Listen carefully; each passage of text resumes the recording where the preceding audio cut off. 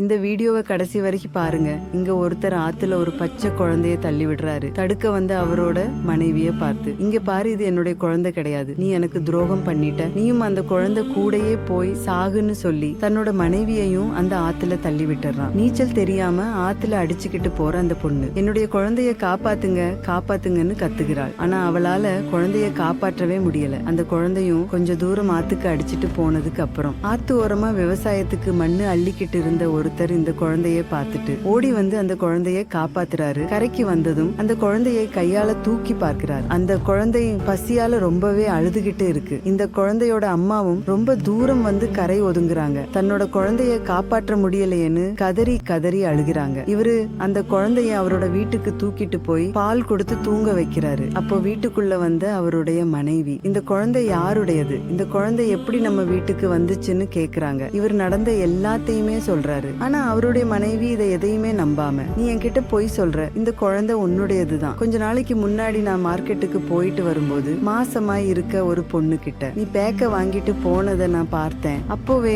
நான் சந்தேகப்பட்டேன், இது கண்டிப்பா உன்னுடைய குழந்தை தான். நீ எனக்கு துரோகம் பண்ணிட்ட, இதுக்கப்புறம் நீ இந்த வீட்டுல இருக்க கூடாது, வீட்டை விட்டு வெளியே போன்னு சொல்லிட தன்னுடைய கணவரை வீட்டை விட்டு வெளியே அனுப்பிடுறாங்க. அவரும் உண்மையை சொல்லி புரிய வைக்க முடியாமல் வீட்டை விட்டு வெளியே போயிட்டாரு. கொஞ்சம் கொஞ்சமா நாட்களும் கடந்து போகுது. 3 வருஷத்துக்கு அப்புறமா இவர் தன்னுடைய பையனை கூட்டிக்கிட்டு தோட்டத்தை சுத்தி பார்த்துக்கிட்டு இருக்காரு. அப்போ அவருடைய விவசாய தோட்டத்துக்கு வேலை கேட்டு ஒரு பொண்ணு வரால. அது யாருன்னு பார்த்தா இந்த ஆத்துல அடிச்சுக்கிட்டு வந்த குழந்தையோட அம்மா தான். இந்த பொண்ணு இவர்கிட்ட வந்து எனக்கு ஏதாவது வேலை போட்டு கொடுங்கன்னு கேட்கிறாள். அதுக்கப்புறம் அந்த பையனை பார்த்துட்டு, உங்க பையன் ரொம்பவே அழகா இருக்கான் சார்னு சொல்கிறாள். அதுக்கு இவரு, இது என்னுடைய பையன் கிடையாது, கொஞ்சம் வருஷத்துக்கு முன்னாடி நான் ஆத்து ஓரமா வேலை பார்த்துக்கிட்டு இருக்கும்போது இந்த பையன் ஆத்துல அடிச்சுக்கிட்டு வந்தான், நான் தான் இவனை காப்பாத்தி வளர்த்துக்கிட்டே இருக்கேன். இந்த குழந்தை என்கிட்ட வந்ததுக்கு அப்புறம் என்னுடைய மனைவி என்ன விட்டுட்டு பிரிஞ்சு போயிட்டாள்னு சொல்றாரு. அப்பதான் இந்த பொண்ணுக்கும் தெரிய வருது, ஆத்துல தொலைஞ்சு போன நம்ம பையன் தான் இவன்னு. ஆனா இந்த பொண்ணு அவர்கிட்ட எந்த ஒரு உண்மையையுமே சொல்லாம இந்த தாய் இல்ல பையனை நான் பாத்துக்கலாமான்னு